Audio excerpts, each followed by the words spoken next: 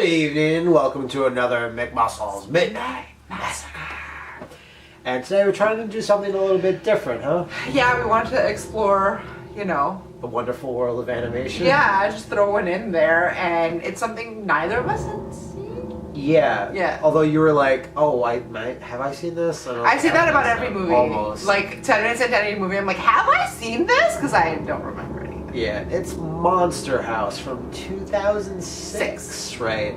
I'd actually not heard that much about this when it came out. It was just like a CG movie and it just went out the door, and I didn't really know anything about it. And since the years since then, I've actually seen it pop up in people's posts on social media, just saying, yeah, Monster House is really good and it's super underrated. And I'm like, okay. Yeah, I had not. I didn't really know anything about it or had ever heard of it. I had heard that it's actually way scarier than it should be. And up until a week ago, I found on a list of movies that are movies that are meant for kids but are actually too scary. That are not for kids. We love doing stuff that's for kids, but not for adults, but for kids, and then we get mad. I'm just thinking when we go to the aquarium and there's children around, we're like, yeah. Get the fuck out of here, you screaming little brats. And we're like, it's for children. Way of me learning. Sir, you're at an amusement park. And we're like... And I'm like, I'll tell you when I've had enough. Yeah, pretty much. Monster House, though, actually, maybe not, depending on how young you are. If you're Liam age, you might not be a little too young to see Monster House. Because there's actually some pretty frightening visuals here and there. It's kind of scary.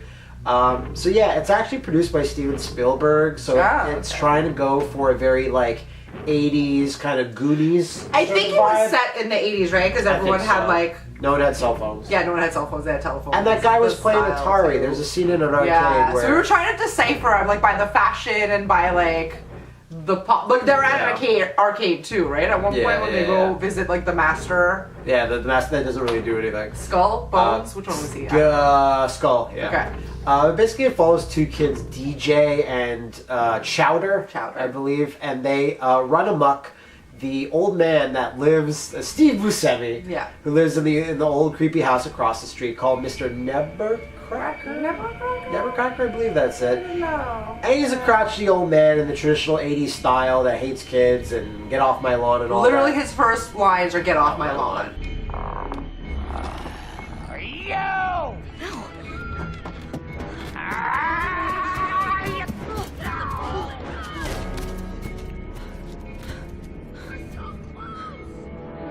What have you done?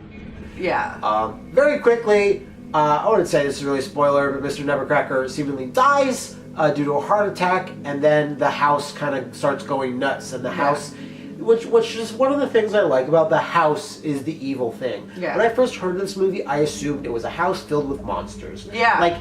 Monster House. Big, Monsters Incorporated style monsters, just big fuzzies. Yeah. And I was kind of oh, yep, sure, I guess. Yeah. But, it's the actual house has a hellmouth. We love the hellmouths now. Favorite. Just hellmouth. And this thing is, alive, and it's eating, random people that come up to it. And what do you do in this situation if you're an 80s kid? Well, we tried our best. Let's call some authority figures. Surely they will believe us about the Monster House. And I would say this is actually, my biggest, pet peeve of the movie. I fucking hate the cop characters. Oh, really? Played by Kevin James and black guy. No, I forgot. It's actually... Who was it? Nick Cannon? Nick I don't Cannon, know. really? It was somebody. It's somebody. It's an actual actor. I couldn't really catch his voice, but you were like, oh my god, that's Kevin James. That's Paul Blart. I'm Paul Blart.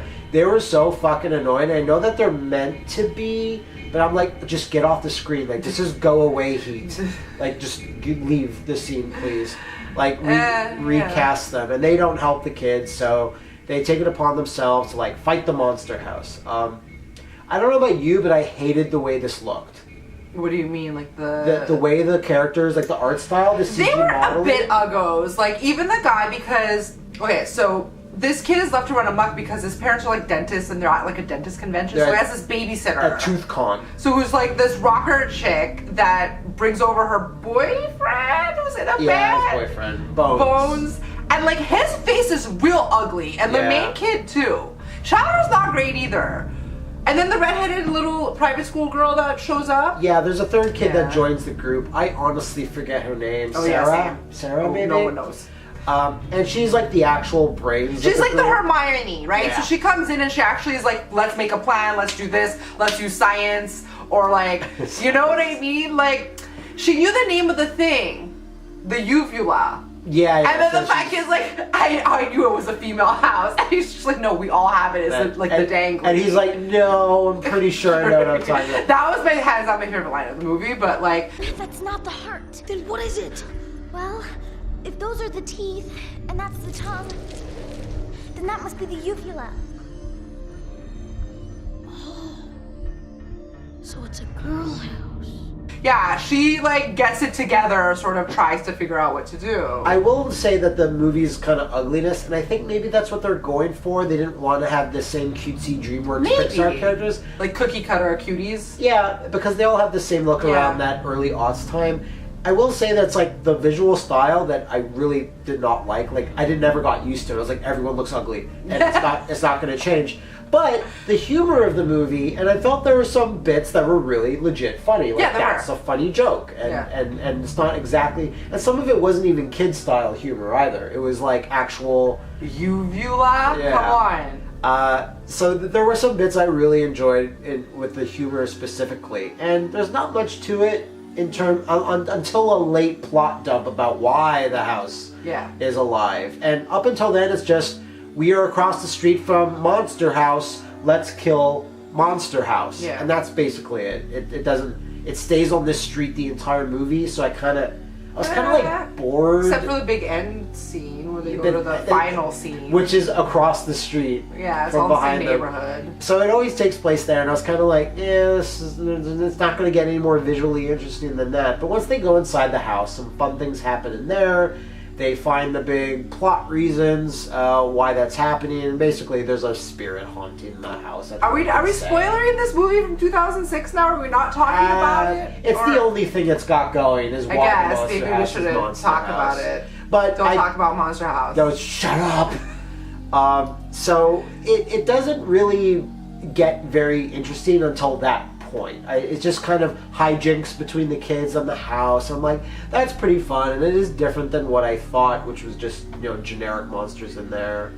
But I never got past the visual style of it. Well, I mean, I kind of did. I just went with it, but to me, it fell into the category of, like I've said before, I don't know where, that like I think because we were talking about like the new Predator movie, but like I had this threshold for action sequences where I'm like the last 20 minutes of any action movie, like I'm out. Like I mentally check out because it's like it always drags on so long, for so Predator, over the top. For Predator, I agree. The Predator. I was just like, we get it. It's action, okay? And like this sort of happened too. This one went too long. They're like my eyes were glazing over. I was they're fighting the house, and it goes on and on and on. And it's a cool fight that they're using all this fun stuff, but it took forever. Good God, man. And the house is super strong. Kids don't have that big attention span, okay? Like, they ain't sitting there through all that. I think the thought is if it's an action scene, they do. I don't know, man. It was okay. I heard so many people say like, oh yeah, it's like really underrated. It's good. I'm like, it was surprisingly good. It wasn't bad. It wasn't bad, but I'm like, I wouldn't really watch it again. Yeah, it wouldn't be on my list of watch it every year. Like, I'll watch it when my niece is old enough, maybe. And it got big enough that there were games. I remember that there were like licensed games for consoles that came out for it. I never played them. Maybe I should play it. Just to see. Maybe it'll surprise you. Maybe it'll surprise you. Game of the year. It's like a Resident Evil. Top 10. It's Resident Evil. There's like gore and shit stuff. But yeah, I would. It's on Netflix. That's where we saw it. Yeah, I'd say if you haven't seen it before, it's worth a go. But not really that memorable, I guess, in the glut of CG kids movies in the early aughts. Like they're on Shrek 7 at that point or whatever. Maybe not. Maybe they're on Shrek 2 or 3. But I'm like, yeah, that's surprisingly good, and yeah, I'd say Netflix for sure. But but not more than that. Not more than that. I'd be like, if we had paid for that on like a video, like a VOD service, like we use the Xbox Marketplace, we can use the PlayStation 4 and all that. Like, I'd be pissed if we had spent money on that, especially if it was like of a certain, like it was like $5. I'm like, yeah. But yeah, Netflix rental, whatever, for sure. So I think that concludes Monster House. Do you have any parting thoughts on it? Not really. Honestly, it was just like a whatever. Sunday afternoon, you have a kid around, you want to put on a spooky movie. Go for it. And there was a shot or two where I'm like, that's pretty spooky, actually. Yeah. If I was a kid, I'd be shitting my Matt pants. Which is not fun when the Matt pants get shit, especially when I was a kid, and that would happen when I was a kid too. So. What turned this not fucking shitting my videotape? pants. Okay. Just as a confessional. But yeah, thanks. Jersey Shore confessional. Thanks for joining us for another McMuscles Midnight Madness. And we will see you again tomorrow night if you rejoin the massacre. Want to come back? If you want to, just you do no what pressure. you want. No pressure.